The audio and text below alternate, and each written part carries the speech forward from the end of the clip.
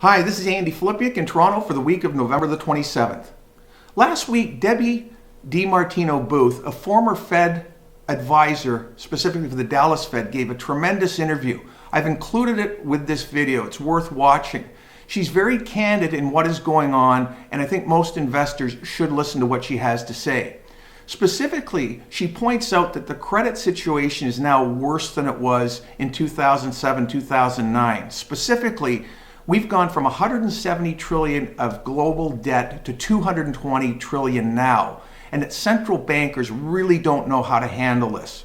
They're trying to raise interest rates and shrink their balance sheets, but they don't know where the tipping point is. And she fears that we could be very close to it, that it won't take much more rises in central bank interest rates to cause this thing to tip over. The problem is very similar to 2007, 2009, she says, in that corporate bonds are now the subprime of 10 years ago. The rating agencies have not properly evaluated this debt. Wall Street has encouraged companies to borrow like crazy, and they've been able to do so at artificially low rates. When the system seizes up, this is where the real problems could occur, because a lot of these companies, she refers to them as zombies, where they're not necessarily making money, but they can still borrow money. So she points out, for example, that the restaurant industry has doubled its capacity despite the population not growing anywhere near to the rate of growth of restaurant expansion.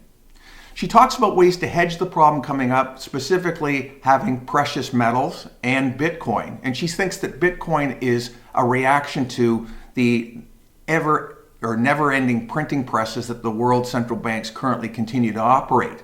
She takes a shot at our industry and says there aren't many ways or many brokerage firms that do have the tools to hedge you when this situation arises. So I take great comfort in that we're doing what she advises, which is have some defense for when this crisis picks up. Is there any way out of this? Not likely.